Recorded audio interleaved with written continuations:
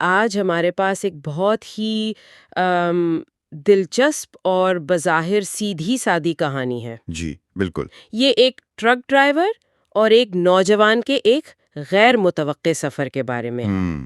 یہ ماخذ جسے ہم پٹھان ڈرائیور اور بھٹکتا ہوا نوجوان کہہ سکتے ہیں، سڑک کے کنارے ایک ملاقات سے شروع ہوتا ہے، جو پہلی نظر میں تو مہربانی کا ایک عام سا عمل لگتا ہے۔ بالکل، لیکن جیسے جیسے ہم اس میں گہرائی میں جائیں گے، ہم دیکھیں گے کہ یہ کہانی کس طرح بڑی چالاکی سے الفاظ، خاموشی اور کرداروں کے بدلتے ہوئے رشتوں کے ذریعے ایک بہت ہی پیچیدہ تصویر بناتی ہے۔ اور اس کہانی کی خوبصورتی اس کی سادگی میں ہی چھپی ہے۔ مصنف نے کوئی بھاری بھرکم الفاظ استعمال نہیں کیے، کوئی لمبے چوڑے منظر نہیں لکھے۔ سب کچھ اشاروں میں ہے۔ جی، جو کہا نہیں گیا اس میں زیادہ معنی ہیں۔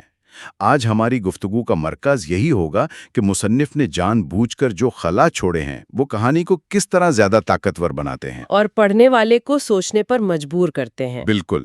اچھا، تو کہانی کی شروعات کرداروں کے تعارف سے ہوتی ہے۔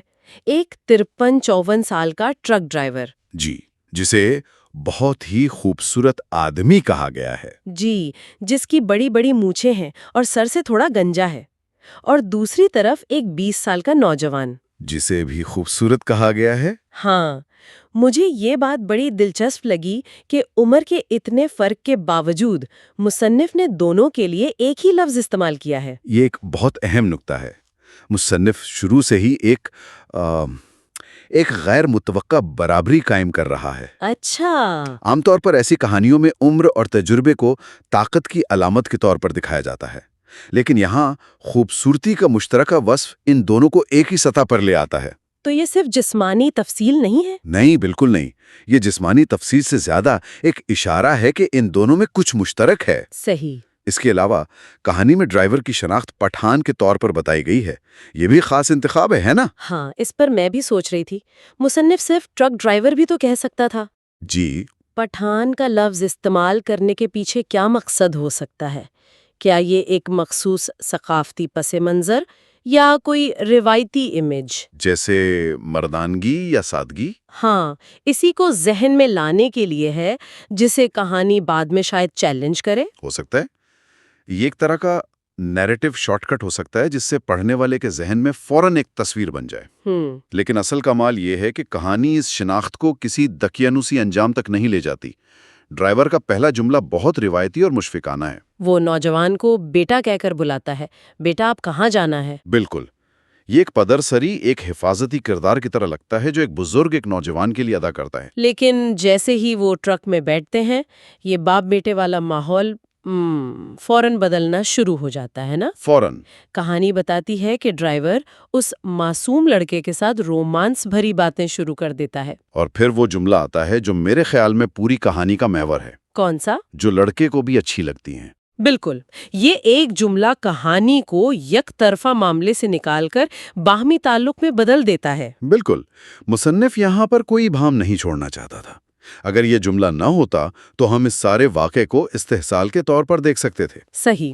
لیکن لڑکے کے رد عمل کو واضح طور پر مثبت دکھا کر مصنف ہمیں بتا رہا ہے کہ یہ رضامندی کا معاملہ ہے۔ لیکن یہاں ایک سوال یہ بھی تو ہے کہ کیا یہ رضامندی مکمل طور پر آزاد ہے؟ یہ ایک دلچسپ سوال ہے۔ میرا مطلب ہے ایک 54 سالہ ڈرائیور جو ٹرک کا مالک ہے، وہ ایک طرح سے اتھارٹی کی پوزیشن میں ہے۔ کیا 20 سالہ نوجوان پر اس کا کوئی بالواسطہ دباؤ ہو سکتا ہے؟ یہ ایک بہت گہری بات ہے۔ کہانی تو اسے سیدھا سیدھا باہمی خوشی دکھا رہی ہے۔ جی، دونوں ایک دوسرے کے ساتھ ہنسی مذاق اور باتوں میں مصروف ہو جاتے ہیں۔ لیکن آپ کا نقطہ اہم ہے کہ طاقت کا توازن برابر نہیں ہے۔ کیا نوجوان کا اچھا لگنا اس صورتحال میں ایک طرح کا دفاعی رد عمل بھی ہو سکتا ہے؟ اگرچہ کہانی کا متن اس طرف کوئی اشارہ نہیں دیتا، وہ تو اسے ایک خوشگوار ماحول کے طور پر ہی پیش کرتی ہے۔ اور یہی اس بیانیے کی پیچیدگی ہے۔ جی، یہ ہمیں صرف وہی دکھاتا ہے جو کردار محسوس کر رہے ہیں، باہر کی دنیا یا سماجی اصولوں کے حوالے سے کوئی تبصرہ نہیں کرتا۔ اور یہ رومانس بھری باتیں کیا تھیں، یہ بھی ہمیں نہیں بتایا گیا۔ بالکل، یہ تعریفیں تھیں، فلرٹ تھا یا ذاتی رازوں کا تبادلہ، یہ جان بوجھ کر مبہم چھوڑا گیا ہے تاکہ پڑھنے والا خود اس خلا کو پر کرے۔ تو مصنف کا مقصد عمل نہیں بلکہ اس عمل کے جذباتی اثر کو دکھانا ہے۔ صحیح۔ اور یہ جذبات ہمیں کہانی کے اگلے حصے کی طرف لے جاتے ہیں، جو میرے خیال میں سب سے زیادہ پراسرار ہے۔ جنگل والا حصہ؟ جی۔ تقریباً آدھے گھنٹے کے سفر کے بعد ڈرائیور ٹرک روکنے کا مشورہ دیتا ہے تاکہ وہ جنگل میں پیشاب وغیرہ کر سکیں۔ بظاہر یہ ایک عام سی بات لگتی ہے۔ ہاں، لیکن لڑکے کا رد عمل پھر سے بہت اہم ہے۔ وہ فوراً کہتا ہے، ٹھیک ہے، میں بھی آپ کے ساتھ ہی چلتا ہوں۔ اس کے جواب میں کوئی ہچکچاہٹ نہیں، کوئی خوف نہیں۔ یہ اس بات کی علامت ہے کہ ان آدھے گھنٹے کی گفتگو میں ان کے درمیان ایک مضبوط اعتماد اور راحت کا رشتہ قائم ہو چکا ہے۔ جی، وہ یہ نہیں کہتا کہ میں بھی جاتا ہوں، بلکہ میں آپ کے ساتھ چلتا ہوں۔ یہ ساتھ پر زور دینا ان کے تعلق کی گہرائی کو ظاہر کرتا ہے۔ اور پھر وہ لمحہ آتا ہے جس کے بارے میں کہانی مکمل طور پر خاموش ہے۔ وہ جنگل میں جاتے ہیں اور آدھے گھنٹے سے 40 منٹ بعد واپس آتے ہیں۔ اور مصنف ہمیں صرف اتنا بتاتا ہے کہ واپسی پر دونوں مسکراتے ہوئے خوشی خوشی ٹرک میں سوار ہوتے ہیں۔ یہ خاموشی، یہ اتنی طاقتور کیوں محسوس ہوتی ہے؟ اسے ادب کی زبان میں ایلپسس کہتے ہیں، یعنی جان بوجھ کر کچھ چھوڑ دینا۔ اچھا۔ مصنف کہانی کے سب سے اہم واقعے کو بیان کرنے کے بجائے اس کا اثر دکھاتا ہے۔ اس نے ہمیں پہلے رومانس بھری باتوں سے ذہنی طور پر تیار کیا، اور اب جنگل سے واپسی پر ان کی مسکراہٹوں سے اس واقعے کے مثبت ہونے کی تصدیق کر دی۔ بالکل۔ اگر وہ تفصیلات بیان کرتا تو کہانی شاید سستی یا واضح ہو جاتی، لیکن اس خاموشی سے اس نے اس تجربے کو کرداروں کا ذاتی اور نجی معاملہ بنا دیا ہے۔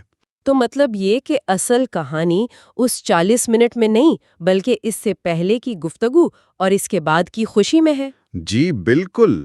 یہ ٹیکنیک قاری کو مجبور کرتی ہے کہ وہ خود سوچے کہ ایسا کیا ہوا ہوگا کہ وہ دونوں اتنے خوش ہیں۔ یہ تو قاری کو کہانی لکھنے کے عمل میں شریک کرنے جیسا ہے۔ بالکل، یہ قاری کے تخیل پر ایک بھروسہ ہے۔ مصنف یہ کہہ رہا ہے کہ میں تمہیں سب کچھ چمچ سے نہیں کھلاؤں گا۔ جو جذباتی سچائی ہے وہ میں نے تمہیں دکھا دی ہے۔ باہمی کشش اور باہمی خوشی، باقی تفصیلات اہم نہیں ہیں۔ تو توجہ عمل پر نہیں ہے، توجہ کرداروں کی جذباتی کیفیت پر ہے، اور ان کی خوشی اس بات کا ثبوت ہے کہ جو کچھ بھی ہوا وہ مثبت اور رضامندی پر مبنی تھا۔ اس کے بعد کہانی اپنے اختتام کی طرف بڑھتی ہے۔ جب لڑکا اپنی منزل پر پہنچتا ہے تو وہ ڈرائیور سے کہتا ہے، انکل مجھے آپ کے ساتھ سفر کر کے بہت اچھا لگا ہے۔ یہاں ایک دلچسپ بات ہے۔ کیا؟ کہ وہ اب بھی انکل کا لفظ استعمال کر رہا ہے، جو عمر کے فرق کو ظاہر کرتا ہے۔ ہاں، وہ کرتا ہے، لیکن ڈرائیور کا جواب اس رشتے کی نوعیت کو ہمیشہ کے لیے بدل دیتا ہے۔ جی، وہ کہتا ہے، ہاں کیوں نہیں دوست۔ آج سے پہلے کبھی میں نے ایسا سفر نہیں کیا جیسا آج سفر آپ کے ساتھ کر کے مزہ آیا ہے۔ یہاں وہ بیٹا سے دوست پر آ گیا ہے۔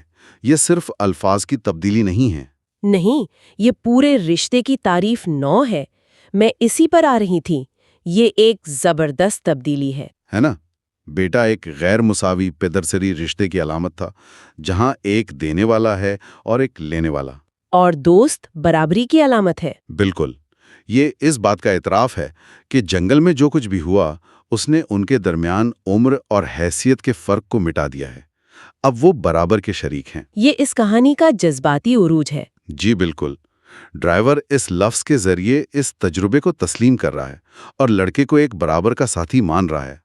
یہ سفر صرف ایک جسمانی تجربہ نہیں تھا، بلکہ ایک ایسا واقعہ تھا جس نے ان کے سماجی کرداروں کو بدل دیا۔ وہ اب بزرگ اور نوجوان نہیں، بلکہ دو دوست ہیں۔ اور یہ تبدیلی صرف ڈرائیور کی طرف سے نہیں ہے، لڑکے کا اگلا قدم بھی اسی برابری کو ظاہر کرتا ہے۔ جب وہ نمبر مانگتا ہے؟ جی، وہ ڈرائیور سے اس کا نمبر مانگتا ہے تاکہ مستقبل میں رابطہ ہو سکے۔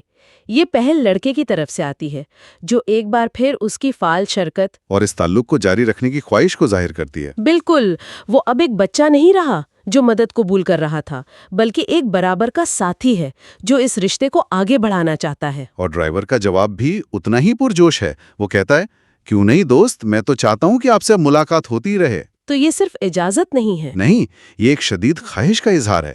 یہ اس بات پر مہر لگا دیتا ہے کہ یہ احساسات اور یہ تعلق دونوں طرف برابر کی شدت سے موجود ہیں۔ اور آخر میں وہ ایک دوسرے کو نمبر دیتے ہیں، گلے ملتے ہیں اور اپنی اپنی منزل کی طرف چلے جاتے ہیں۔ کہانی کا اختتام بہت پرسکون اور مثبت ہے۔ کوئی ڈرامہ نہیں، کوئی پچھتاوا نہیں، کوئی سماجی فیصلہ یا جرم کا احساس نہیں۔ بس دو انسانوں کا ایک مشترکہ تجربہ ہے جسے وہ دونوں قدر کی نگاہ سے دیکھتے ہیں۔ صحیح۔ خلاصہ یہ ہے کہ یہ کہانی ایک ایسے رشتے کو دکھاتی ہے جو سماجی اصولوں سے ہٹ کر ہے۔ یہ کسی بھی قسم کا اخلاقی فیصلہ سنائے بغیر صرف دو افراد کے نقطہ نظر سے ایک واقعہ پیش کرتی ہے۔ اس کا مقصد یہ بتانا نہیں ہے کہ کیا صحیح ہے یا کیا غلط، بلکہ صرف یہ دکھانا ہے کہ ان دو لوگوں کے لیے یہ تجربہ کیسا تھا اور ان کے لیے یہ ایک مثبت، خوشگوار اور بامانی تعلق تھا۔ تو اگر ہم آج کی گفتگو کو سمیٹیں تو ہم نے ایک ایسی کہانی کا تجزیہ کیا جو بظاہر ایک سادہ سفر کی داستان ہے، لیکن در حقیقت یہ رضامندی، طاقت کے توازن اور انسانی تعلقات کی پیچیدگیوں کو بڑی خوبصورتی سے بیان کرتی ہے۔ جی، یہ مہربانی کے ایک عمل سے شروع ہوتی ہے، باہمی کشش میں بدلتی ہے، ایک غیر بیان شدہ واقعے کے ذریعے اپنے عروج پر پہنچتی ہے، اور آخر میں برابری کی دوستی کے وعدے پر ختم ہوتی ہے۔ بالکل اس کہانی کی اصل طاقت اس کی خاموشیوں میں ہے۔ بالکل مصنف ہمیں کرداروں کے ذہنوں میں نہیں لے جاتا، بلکہ ان کے الفاظ، ان کے اعمال اور سب سے بڑھ کر ان کی خاموشیوں کے ذریعے ہمیں ان کے جذبات کو سمجھنے پر مجبور کرتا ہے۔ یہ ہمیں سکھاتی ہے کہ کبھی کبھی جو نہیں کہا جاتا وہ کہے گئے الفاظ سے زیادہ معنی رکھتا ہے۔ اور یہ ہمیں ایک اہم سوال پر چھوڑ جاتی ہے۔ چونکہ ماخذ ہمیں کوئی بڑا سماجی تناظر یا ان کے مستقبل کے بارے میں کچھ نہیں بتاتا۔